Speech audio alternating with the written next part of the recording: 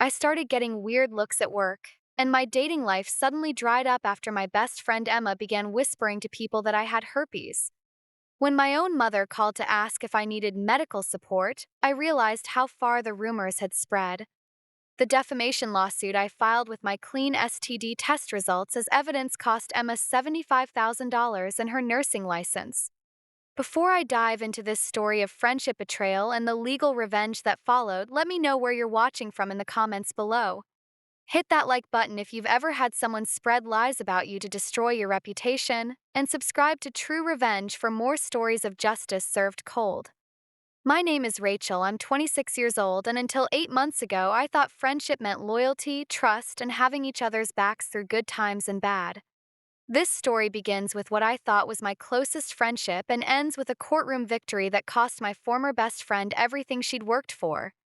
Emma and I have been best friends since our freshman year of college. We met in our dorm and instantly clicked. We had the same sense of humor, similar goals, and seemed to understand each other completely. For 6 years, we were inseparable. We studied together, traveled together, celebrated each other's successes, and supported each other through breakups and family drama. After graduation, we both moved to Portland and found jobs in our respective fields. I work as a marketing coordinator for a tech startup, while Emma became a registered nurse at a local hospital. We lived in apartments just 10 minutes apart and still spent most of our free time together. Emma was smart, funny, and outgoing, but she'd always had a competitive streak that occasionally made me uncomfortable. She had to have the best grades, the most attractive boyfriend, and the most likes on social media. Usually, this drive motivated her to achieve great things, but sometimes it manifested as jealousy when things went well for other people. The first cracks in our friendship appeared about a year ago when I started dating Jake, a software engineer I met through work. Jake was kind, stable, and treated me really well, the kind of relationship I'd always wanted but never quite found before. Emma seemed happy for me initially, but I started noticing small comments that felt off. "Jake seems nice," she'd say, "but don't you think he's a little boring? I mean, he's not exactly the most exciting guy you've dated." Or, "Are you sure Jake is really ready for a serious relationship? He seems like the type who might be keeping his options open." I dismissed these comments as Emma looking out for me, but they increased in frequency and negativity as my relationship with Jake became more serious. The second major issue was work. 6 months ago, my company announced they were creating a new senior marketing coordinator position, essentially a promotion with a significant salary increase and more responsibility. Several people applied, including me, and after a competitive interview process, I was offered the job. I was thrilled and called Emma immediately to share the good news. "Congratulations," she said, but her voice lacked genuine enthusiasm. "I'm sure having a boyfriend who works in tech didn't hurt your chances." These companies love to promote people who are already connected to their industry. Comments stung. I'd earned the promotion through hard work and proven results, not through my relationship with Jake. "Emma, I got this job because of my performance and qualifications." "Of course you did," she replied quickly. "I didn't mean to imply otherwise. I'm just saying that sometimes these things aren't entirely based on merit, you know?" Looking back, that conversation was when Emma's resentment really began to show. She'd been passed over for a promotion at the hospital around the same time, and I think seeing me succeed when she didn't triggered something ugly in her personality. Over the following months, Emma became increasingly critical and negative. She'd make snide comments about my job, my relationship, and my life choices. When I tried to share exciting news or celebrate achievements, she'd find ways to minimize them or point out potential problems. "You know Jake's probably just with you until someone better comes along," she said during one particularly hurtful conversation. "Guys like him don't usually settle down with their first serious girlfriend in a new city." "Emma, why would you say something like that? Jake and I are really happy together." "I'm just being realistic. I don't want to see you get hurt when he inevitably moves on." These comments were becoming more frequent and more cruel, but I kept making excuses for Emma's behavior. She was stressed at work, dealing with family issues, and going through a rough patch with dating. I thought she'd eventually return to being the supportive friend I'd known for years. I was wrong. 3 months ago, Emma's jealousy and resentment reached a breaking point. I'd gotten another recognition at work. My campaign had brought in the company's largest client to date, and my boss had publicly praised my creativity and strategic thinking during a company-wide meeting. That same week, Jake and I had decided to move in together. We'd been dating for almost a year, and it felt like the natural next step in our relationship. I was excited about this new chapter and wanted to share the news with my best friend. Emma, I have some exciting news, I told her over dinner at our usual restaurant. Jake and I are moving in together. Emma's face went through a series of expressions: surprise, disappointment, and something that looked like anger. Wow, that's fast, she said finally. Are you sure you're ready for that kind of commitment? I mean, you haven't been together that long. It's been almost a year and we spend most of our time together anyway. It feels right. If you say so, Emma replied, but her tone suggested she thought I was making a huge mistake. The rest of dinner was awkward and tense. Emma barely spoke, and when she did, it was to make passive-aggressive comments about my relationship or my sudden success at work. I left that dinner feeling confused and hurt. Why couldn't my best friend be happy for me when good things were happening in my life? 2 weeks later, strange things started happening. I noticed people at work giving me odd looks and whispering when I walked by. Conversations would stop abruptly when I entered rooms. Colleagues who had always been friendly became distant and professional. First, I thought I was being paranoid or overthinking normal office dynamics, but the pattern became too obvious to ignore. Then my dating life, which had been non-existent since I was in a committed relationship with Jake, started getting weird attention. Men I'd known casually from college or through mutual friends began messaging me on social media with offers to talk or hang out, messages that felt more like propositions than friendly catch-ups. Hey Rachel, heard you might be looking for some fun, hit me up if you want to grab drinks sometime, read one message from a guy I'd met once at a party 2 years ago. Another message was even more explicit. Emma told me you're single again and looking to have a good time. I'm definitely interested if you are. I was confused and disturbed by these messages. I wasn't single, and I certainly hadn't expressed interest in having a good time with random acquaintances. The situation escalated when my coworker Jennifer pulled me aside after a team meeting. Rachel, I hope you don't mind me asking, but are you okay? Health-wise, I mean. I'm fine, I replied, confused. Why would you ask that? Jennifer looked uncomfortable. Someone mentioned that you might be dealing with some health issues. I wanted you to know that if you need time off or want to work from home more often, I'm sure the company would be understanding. Health issues? I had no idea what she was talking about.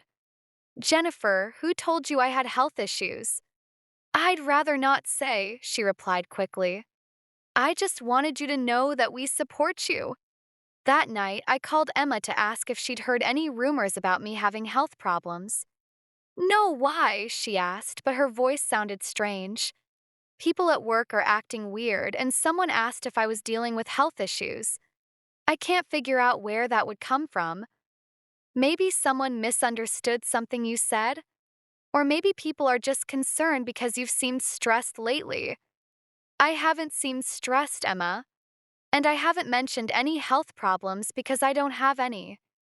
Well, I'm sure it's just a misunderstanding that will blow over, Emma said dismissively. But it didn't blow over. Got worse. Over the next few weeks, the weird looks and whispered conversations intensified. I started getting more inappropriate messages from men, and several female friends became noticeably distant. The breaking point came when my mother called me on a Sunday afternoon.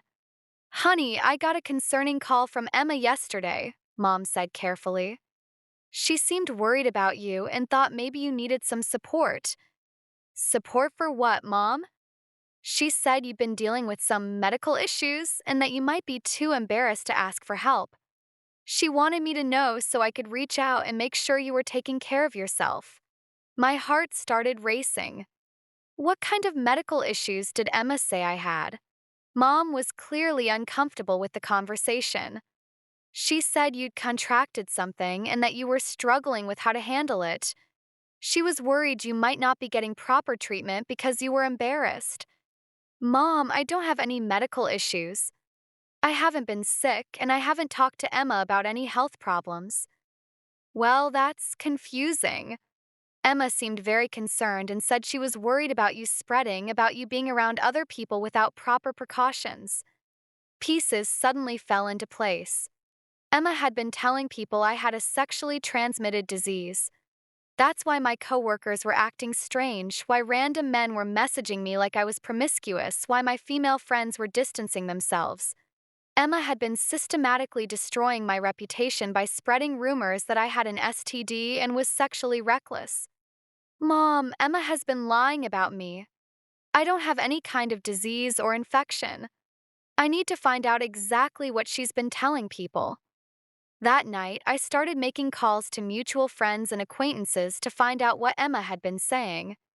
The truth was worse than I'd imagined. Emma had been telling people that I had herpes and was sleeping around despite being in a relationship with Jake. She claimed I'd contracted multiple STDs and was irresponsibly exposing sexual partners without telling them about my status.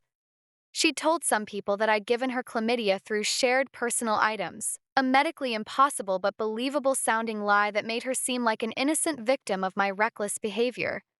To my coworkers, she'd suggested that I was having affairs and might be bringing STDs into the workplace through inappropriate relationships. To my family, she'd positioned herself as a concerned friend worried about my health and poor decision-making. The rumors had spread through my entire social and professional network, painting me as sexually irresponsible, dishonest about my health status, and dangerous to be around. I was devastated. 6 years of friendship, and Emma had chosen to destroy my reputation out of jealousy over my job and relationship. But Emma had made one crucial mistake in her campaign of lies. Everything she was saying about me was verifiably false. I'd been in a monogamous relationship with Jake for almost a year. Before that, I'd been single for 8 months while focusing on my career. I'd never had any sexually transmitted diseases, and I had medical records to prove it. As someone who believed in being responsible about sexual health, I'd been getting regular STD testing every 6 months for years, even during periods when I wasn't sexually active. My most recent test was just 2 months ago, and like all the previous ones, it came back completely clean. I had documented medical proof that Emma's rumors were malicious lies. The next day, I made an appointment with a lawyer who specialized in defamation cases. This is a clear case of defamation per se, Attorney Michael Chen told me after reviewing the situation. When someone makes false statements about another person having a sexually transmitted disease, that's considered defamatory on its face because it tends to harm reputation and standing in the community. What are my options? We can file a lawsuit for defamation, seeking both monetary damages and an injunction requiring her to stop spreading false information. With your medical records proving the statements are false, we have a very strong case. Will I have to prove that her lies actually damaged me? In cases involving accusations of STDs, the law presumes damage to reputation. But we can also document specific harms, how this has affected your work relationships, social connections, and emotional well-being. I decided to move forward with the lawsuit. Emma's lies had already caused significant damage to my personal and professional relationships, and I wasn't going to let her continue destroying my reputation without consequences. Before filing the lawsuit, Michael sent Emma a cease and desist letter, demanding that she stop making false statements about my health and retract any previous statements she'd made. Emma's response was to double down on her lies. She called mutual friends to claim that I was trying to silence her and that my legal threats proved I was guilty and desperate. She suggested that I was using intimidation tactics to cover up my irresponsible behavior. That response sealed her fate. By continuing to spread lies even after receiving legal notice, Emma was demonstrating malicious intent and making her legal position much worse. We filed the defamation lawsuit 2 weeks later, seeking $100,000 in damages for harm to my reputation, emotional distress, and the impact on my professional relationships. The lawsuit became public record, and word spread quickly through our social circle. People who had believed Emma's rumors began to question what they'd been told, especially when they learned I had medical evidence disproving her claims. Emma hired a lawyer and initially tried to claim that her statements were protected speech or expressions of opinion rather than false statements of fact. That defense crumbled quickly when we produced evidence of the specific medical claims she'd made and the documented proof that those claims were false. Emma's lawyer then tried to argue that her statements hadn't caused any real damage to my reputation or career. We countered with testimony from coworkers, friends, and family members about how Emma's lies had affected their perception of me and their willingness to associate with me personally and professionally. My boss testified that Emma's rumors had created concerns about workplace appropriateness that had affected my standing in the company. Several colleagues admitted they'd become distant after hearing about my supposed health issues. Friends testified about how Emma had positioned herself as a concerned friend, sharing worrying information about my behavior and health status. Most damaging was testimony from Emma's own social media accounts and text messages, where she'd spread detailed lies about my supposed STDs and sexual behavior. Faced with overwhelming evidence and the prospect of a public trial that would expose her lies completely, Emma agreed to settle. The settlement required her to pay $75,000 in damages, publish a formal retraction acknowledging that her statements about my health were false, and agree to a permanent injunction preventing her from making any further defamatory statements about me. But the financial consequences were just the beginning of Emma's problems. Emma worked as a registered nurse, a profession that requires maintaining high ethical standards and professional integrity. When the state nursing board learned about the defamation lawsuit and the settlement acknowledging that she deliberately spread false medical information, they launched their own investigation.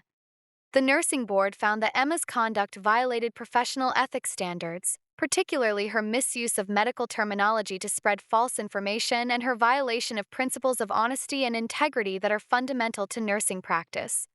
Emma's nursing license was suspended for 2 years, effectively ending her career in healthcare. She was also required to complete ethics training and undergo professional counseling before being eligible to reapply for licensure. The suspension made her unemployable in her chosen field and forced her to find work in unrelated industries while dealing with the stigma of having lost her professional license for ethical violations. Emma's reputation in our social circle was also destroyed. Once people learned that she'd been deliberately spreading false rumors about STDs, they realized she couldn't be trusted with any personal information. Friends who had believed her lies felt manipulated and betrayed. They'd been turned into unwitting participants in her campaign to destroy my reputation, and many were angry about being used in that way. Emma found herself increasingly isolated as people distanced themselves from someone who had proven capable of such malicious deception. Meanwhile, my own reputation was gradually restored as the truth came out. The settlement and retraction helped clarify that Emma's claims had been false, and people who had distanced themselves from me began reaching out to apologize and rebuild relationships. My relationship with Jake actually grew stronger through the ordeal. He'd never believed Emma's lies and had been supportive throughout the legal process. Seeing how he stood by me during such a difficult time made me appreciate his loyalty and character even more. At work, my boss apologized for how the rumors had affected my standing and assured me that my professional reputation remained strong. The recognition I'd received for my successful campaigns was based on documented results, not social perceptions, and couldn't be undermined by false gossip. The most satisfying moment came 6 months after the settlement, when I received a message from a mutual friend who had initially believed Emma's rumors. "Rachel, I owe you a huge apology," she wrote. "I believed Emma when she said those things about you, and I'm horrified that I participated in spreading lies. I've seen how she's been exposed as a liar, and I realize now that everything she said was just jealousy. I hope you can forgive me for doubting you." Similar apologies came from other friends and acquaintances who had been deceived by Emma's lies. While some relationships were permanently damaged, many were rebuilt on a stronger foundation of trust and understanding. Emma, meanwhile, struggled to rebuild her life after losing her career, her reputation, and most of her social connections. I heard through mutual acquaintances that she'd moved to a different city, presumably to start over somewhere her reputation as a malicious liar wasn't well known. I felt no satisfaction in her struggles, but I also felt no guilt about the consequences she faced. Emma had made a deliberate choice to try to destroy my reputation through lies, and she'd faced appropriate consequences for that choice. The experience taught me valuable lessons about friendship, trust, and the importance of standing up for yourself when someone tries to damage your reputation. I learned that true friends celebrate your successes rather than resenting them, and that jealousy can turn even close relationships toxic if left unchecked. Most importantly, I learned that defending yourself against lies isn't just about personal vindication, it's about maintaining your integrity and protecting your ability to build genuine relationships based on truth rather than manipulation.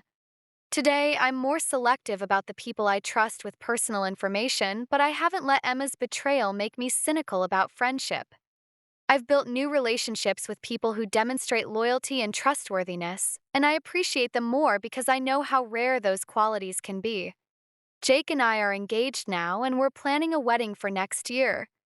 The experience of going through Emma's lies together actually strengthened our relationship and confirmed that we're well-matched partners who support each other through difficult times. As for Emma, I hope she's learned from the consequences of her actions and chosen to be more honest in her future relationships. But if she hasn't, at least there's a public record of her behavior that will protect future victims from falling for the same lies. Sometimes the people closest to us are capable of the greatest betrayal, but sometimes standing up for the truth leads to justice and stronger relationships with people who deserve our trust. If you enjoyed this story of friendship, betrayal, and legal justice, please give this video a like and subscribe to True Revenge for more stories of consequences served. Share your own experiences with false rumors in the comments below. Have you ever had to defend your reputation against lies?